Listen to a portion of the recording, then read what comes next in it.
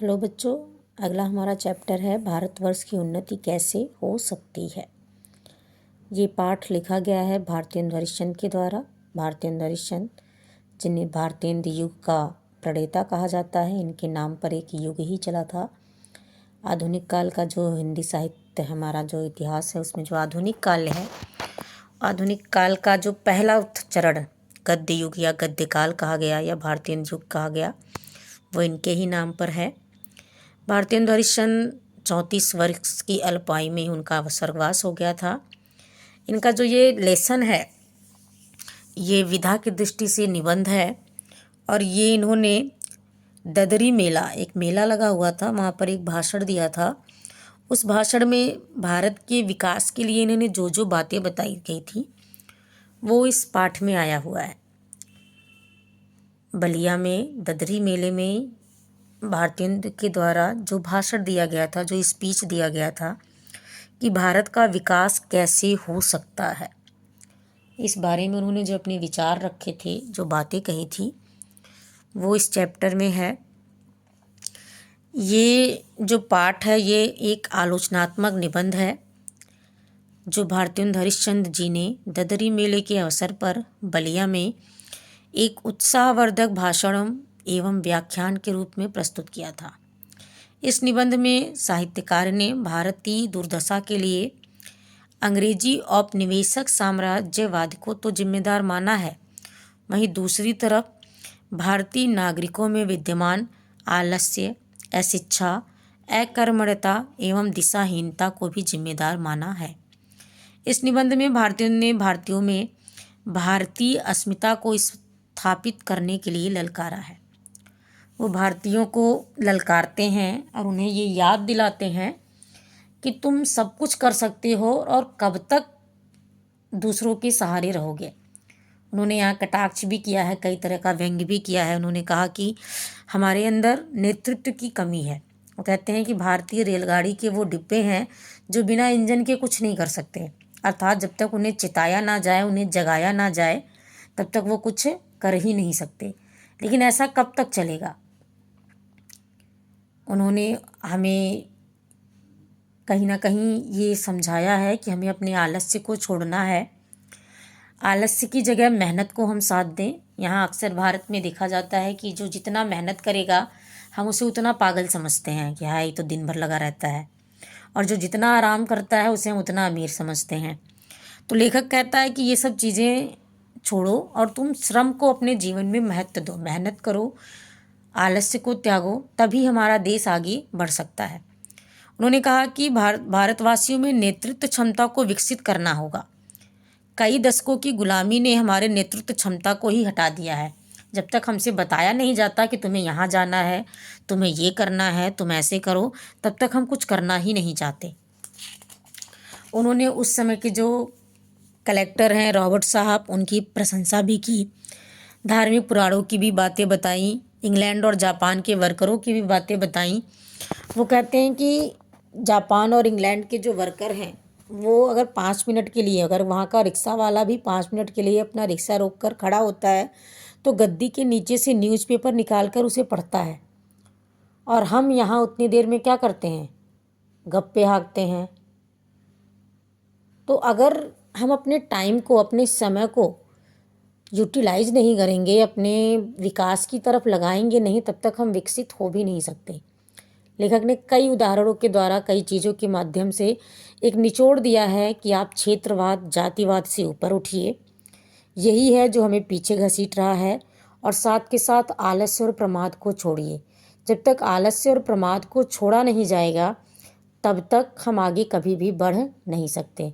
मेहनत को अपने जीवन में लाएं, मेहनत करें और जातिवाद से ऊपर उठें, एक दूसरे का सम्मान करें, एक दूसरे की भावनाओं को समझें और अपने लिए, अपना विकास करने के लिए मेहनत को अपना हथियार बना लें। जब तक मेहनत नहीं करेंगे तब तक हम आगे बढ़ नहीं सकते। उन्होंने कहा है कि राष्ट्रपति महात्मा गांधी ने मानसिक एवं शारीरिक दोनों प्रकार के श्रम को समान महत्व देकर श्रमजीवी संस्कृति को समेकित धरातल प्रदान किया है। तो भारतेंद्र जी भारतवासियों को समय के साथ चलने के लिए कहते हैं। वे चाहते थे कि भारतवासी अपनी आवश्यकताओं के लिए किसी दूसरी ताकतों का मोहताज ना रहे। उन्होंने उत्साह का संचार करने के लिए ऐतिहासिक, धार्मिक एवं पौराणिक साक्ष्यों को भी प्रस्तुत किया, कुछ बातें बताई और एक निचोड़ बस यही हमारे सामने आया कि जब तक हम समय का सदुपयोग नहीं करेंगे, मेहनत नहीं करेंगे, मिलजुल कर साथ नहीं रहेंगे, धर्म को एक दूसरे को नीचा गिराने के बजाय धर्म के आधार पर एक दूसरे का विकास नहीं करेंगे, तब तक हमारे देश की उन्नति नहीं हो सकती। तो देश की उन्नति करने के लिए शिक्षा व्यवस्था में सुधार लाएं, मेहनत करें, श्रम को अपने जीवन में महत्व दें, सबके विचारों को समझें और एक दूसरे के धर्म का सम्मान करें, विचारों का सम्मान करें, तभी हमारे भारत का विकास हो सकता है। यहाँ से जो क्वेश्चन है, भारतीयों के समय हिंदुस्तान की दशा कैसी थी, तो आप खुद देख लीजिए ये किस टाइम पे दिया गया। जो आप भारतेंद्र हरिश्चंद्र की समय सीमा ही देख लीजिए, वो कब के हैं। गद्य काल ही आपका 1918 या 20 तक ख़त्म हो जाता है। तो आज़ादी के पहले भारत की क्या दशा थी। उन्होंने एक व्यंग्य भी किया है कि ये तो यही हाल हुआ कि फलाने के बारात में गए, बन ठन के पूछा गया भैया गमछा किसका है तो फलाने का, कुर्ता किसका है तो फलाने का, धोती किसकी है तो फलाने की। तो मजाक में क्या कहा गया, अपनी क्या है तो बस मूछे ही मूछे।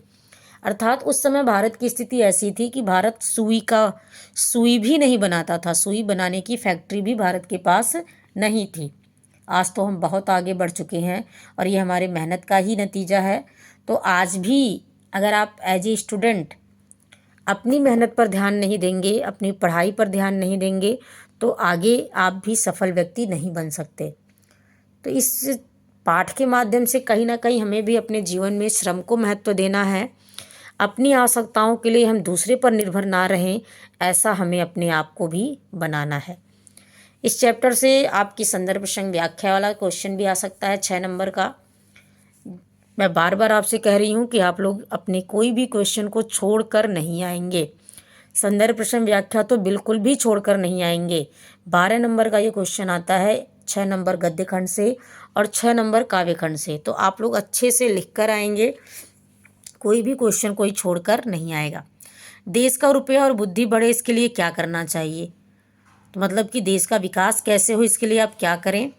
इसके लिए क्या है, राजा महाराजाओं का मुंह देखना बंद करना होगा, अर्थात किसी दूसरे की तरफ देखना हमें बंद करना। जैसे कि हम पेपर में आते हैं क्या सोच के कि बगल वाला पड़ोसी हमें बताएगा।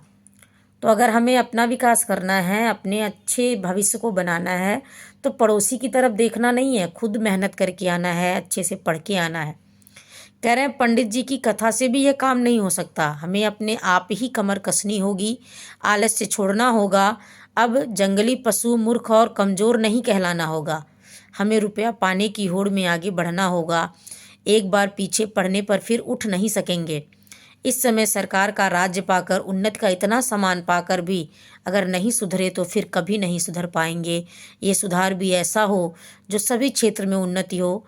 हमें ऐसी सभी बातों को छोड़ना होगा जो हमारी उन्नति के रास्ते में कांटे बिछाती हों। तो ये जो चैप्टर है, ये भारत का विकास कैसे हो, तो आप कहीं ना कहीं अपने बारे में सोच लीजिएगा कि मैं अपना विकास कैसे करूं। क्योंकि हर देश की इकाई हमसे ही स्टार्ट होती है। जब एक व्यक्ति का विकास होगा, मैं बार बार कहती हूँ, अगर एक व्यक्ति का विकास हुआ तो परिवार का होगा, परिवार का हुआ तो समाज का होगा, और जब समाज का विकास होगा तो देश का विकास अपने आप हो जाएगा। तो अगर आपसे ये क्वेश्चन पूछा जाए तो आप इसे बड़े आसानी से उत्तर दे सकते हैं कि अपने कार्यों को बड़ी ही मेहनत से किया जाए, ईमानदारी से किया जाए, किसी भी कार्य के लिए किसी और पर निर्भर ना हुआ जाए।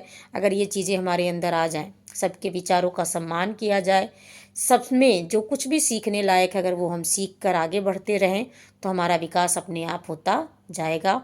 और जब हम विकसित होंगे तो हमारा देश भी अपने आप विकसित हो जाएगा। तो इस चैप्टर के माध्यम से भारतेंद्र ने ये सब बातें बताई हैं। इसके साथ साथ ही हमारा एक चैप्टर और हम देख लेते हैं, उसकी माँ। उसकी माँ जो कि लिखा गया है किसके द्वारा, पांडे बेचन शर्मा उग्र के द्वारा।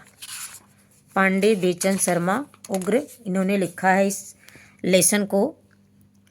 यहाँ पे एक बच्चा है जिसका नाम लाल है और उसकी माँ की कहानी है ये। लाल की माँ लाल के कार्यों की वजह से कितना ज़्यादा संघर्ष झेलती है, मानसिक पीड़ा झेलती है, वो इस पाठ के माध्यम से लेखक हमें बताना चाहता है। पाठ परिचय क्या है? इस कहानी में देश की बुरी अवस्था से चिंतित युवा पीढ़ी के विद्रोह को नए रूप में प्रस्तुत किया गया है। इस अवस्था के लिए युवा पीढ़ी शासन तंत्र को दोषी मानती है और उसे उखाड़ फेंकना चाहती है। नई पीढ़ी विद्रोह के स्वर लिए राजसत्ता के विरोध में खड़ी है, वहीं पूर्ववर्ती बुद्धिजीवी समाज अपनी सुविधा के लिए राजसत्ता के तलवे चाटने को तैयार है। इन दोनों के बीच में एक माँ जो अनेकानेक प्रयासों के बावजूद व्यवस्था की चक्की से अपने बेटे को नहीं बचा सकी, इस कहानी में ममतामयी माँ का सजीव चित्रण हुआ है। मतलब जो लाल की माँ है, लाल तो चलो एक युवा है, उसके दोस्त हैं और वो देश की जो सत्ता है उसके विरोध में खड़े हैं, उसका विरोध कर रहे हैं। और उस विरोध में जब उनका विनाश हो रहा है तो उन्हें कोई डर भी नहीं है। वो कहते हैं अगर हमें अपने भारत माँ के लिए मरना भी पड़े तो हम मर जाएंगे हंसते हंसते, हमें कोई दिक्कत नहीं है। लेकिन इस बीच एक माँ जो केवल अपने पुत्र का जीवन चाहती है, हंसता चेहरा चाहती है, उस माँ की जो कठिनाई आई है वो इस चैप्टर में दिखाया गया है कि वो माँ, बच्चे को तो देखो कोई तकलीफ ही नहीं है, बच्चा हंसते हंसते अपना जीवन ख़त्म करना चाहता है। वो कहता है जब मुझे फांसी हो जाएगी और जब तक तुझे ये मेरा खत मिलेगा तब तक मैं स्वर्गवासी हो जाऊंगा, और जब तू वहाँ आएगी तो हम मिलेंगे। वो खुशी खुशी अपनी जान देने के लिए तैयार है। पर उस माँ पर जो बीत रही है उस मनोदशा को यहाँ पर लेखक ने चित्रित करने का प्रयास किया है। किस तरह लाल की माँ अपनी सारी जमा पूंजी लगाकर वकीलों के चक्कर काटती है कि किसी तरह वो अपने बच्चे को बचा ले, लेकिन वो उन्हें बचा नहीं पाती। आसपास के लोगों को पता भी है लेकिन वो डरे हुए हैं। क्यों? क्योंकि उन्हें लगता है अगर हम सत्ता का विरोध करेंगे तो हमारा भी वही हश्र होगा जो लाल और उसके दोस्तों का हुआ। तो इस चैप्टर में एक माँ की ममता की बात की गई है। ये कहानी स्वाधीनता संग्राम से प्रेरित है। लेखक ने देश को आज़ाद कराने के लिए कुछ युवकों के द्वारा दिए गए बलिदान का मर्म स्पष्ट चित्रण किया है। कहानी आपको पता है कि दोपहर का समय है और लाल की माँ लेखक के पास आती है। तो लेखक लाल की माँ से कहता है कि तुम्हारा बेटा इस समय क्या कर रहा है, क्या तुम्हें कुछ खबर है? तो लाल की माँ क्या कहती है कि साहब मुझे नहीं पता, पर मेरे बच्चे कुछ ऐसा काम नहीं कर रहे हैं, वो तो बस हंसते रहते हैं, बड़े हंसोड़ हैं, हंसमुख हैं, उनके दोस्त बड़े अच्छे हैं और वो मुझे अपनी माँ मानते हैं और मुझे उन्हें हंसता हुआ देखना अच्छा लगता है। तो लेखक डर भी जाता है कि ये कितनी ज़्यादा सीधी है और इसे कुछ समझ नहीं आ रहा है कि इसके बच्चे क्या कर रहे हैं, कहाँ जा रहे हैं। इसी बीच आपको कहानी भी पता है कि लाल के घर से बंदूकें मिलती हैं, हथियार मिलते हैं। लाल को सरकार गिरफ्त में ले लेती है और उस पर मुकदमा चलाया जाता है और उसे फांसी दे दी जाती है। लेकिन उस माँ को कुछ पता ही नहीं चल पाता कि आखिर उसके बच्चे ने किया क्या है, उसकी गलती क्या है और उसको किस बात की सज़ा मिल रही है। ये चैप्टर एक कश्मकश को प्रस्तुत करता है। यहाँ से जो क्वेश्चन बनते हैं ये कि लाल के दोस्तों ने उसकी माँ को किस तरह हिमालय से, केसों से, भारत से सिमिलर दिखाया है कि तुम्हारे जो केस हैं वो हिमालय की चोटियाँ हैं, बर्फ़ की ये हैं, तुम्हारी नाक ये तुम्हारी ठोड़ी कन्याकुमारी है। ये सब वाले जो क्वेश्चन बनते हैं। लाल का व्यवहार सरकार के प्रति षड्यंत्रकारी था, ये आपसे अपने विचार पूछ रहा है, आप बता सकते हैं। आपको जैसा भी लगा आंसर सही माना जाएगा। एक क्वेश्चन है कि पूरी कहानी में जानकी ना तो शासन तंत्र के समर्थन में है ना विरोध में, किंतु लेखक ने उसे केंद्र में ही नहीं रखा बल्कि कहानी का शीर्षक ही बना दिया। तो मैंने आपको पहले ही बताया कि उसे शीर्षक क्यों बनाया गया, क्योंकि उस माँ की ममता की ही बात की जा रही है जिसे ये समझ नहीं आ रहा है कि उसके पुत्र को किस बात की सज़ा दी जा रही है। वो तो बस इतना चाहती है कि उसका बेटा खुश रहे, मस्त रहे। पर बेटा ना तो अपनी माँ के बारे में सोच पा रहा है ना अपने बारे में सोच पा रहा है। उनके जो विद्रोह करने का तरीका है, बस वो विद्रोह करेंगे, अंजाम चाहे जो भी हो, वो बस उतना चाहते हैं। अगला क्वेश्चन है, चाचा जानकी और लाल के प्रति सहानुभूति तो रखता है किंतु वह डरता है। यह डर किस प्रकार का है? ये डर वही है सत्ता से विरोध करने का डर कि अगर मैंने सत्ता का विरोध किया तो कहीं ना कहीं सरकार मुझ पर हावी होगी और मुझे भी किसी न किसी षड्यंत्र में फंसाकर मेरा सर्वनाश कर देगी। इसलिए जो चाचा है वो सब कुछ जानते हुए भी ना तो जानकी की मदद कर पा रहा है और ना ही लाल के साथ खड़ा हो पा रहा है। और भी एक दो क्वेश्चन हैं जो आप देख लीजिएगा। पुलिस ने क्या आरोप लगाया था, उसकी माँ ने कैसे अपने बच्चों को बचाया, क्या संघर्ष किया। और एक क्वेश्चन जो बन सकता है वही व्याख्या वाला कि इसकी भाषा क्या है। तो भाषा इसकी सहज है, सरल है, भावपूर्ण है, खड़ी बोली में लिखा गया है। लाल के माध्यम से जमींदारों और क्रांतिकारियों के वैचारिक मतभेद को भी दिखाया गया है। तर्कपूर्ण शैली का प्रयोग किया गया है। पाठ का नाम है उसकी माँ और राइटर कौन है हमारे, पांडे बेचन शर्मा उग्र। तो ये दो चैप्टर भारतवर्ष की उन्नत कैसे हो सकती है और उसकी माँ, इन दो चैप्टर की समरी मैंने आपको बताने की कोशिश की है। इसको अच्छे से पढ़ लीजिएगा, थोड़ा समझ लीजिएगा, अच्छे से तैयार करके जाइएगा। ये जो क्वेश्चन आपको दिख रहे हैं, लाल का व्यवहार कैसा था, जानकी को केंद्र में क्यों रखा गया, और चाचा ना तो उनका समर्थन कर पा रहा था ना विरोध कर पा रहा था, ऐसा क्यों था। ये सारे क्वेश्चन थोड़ा आप देख लीजिएगा। धन्यवाद बच्चों।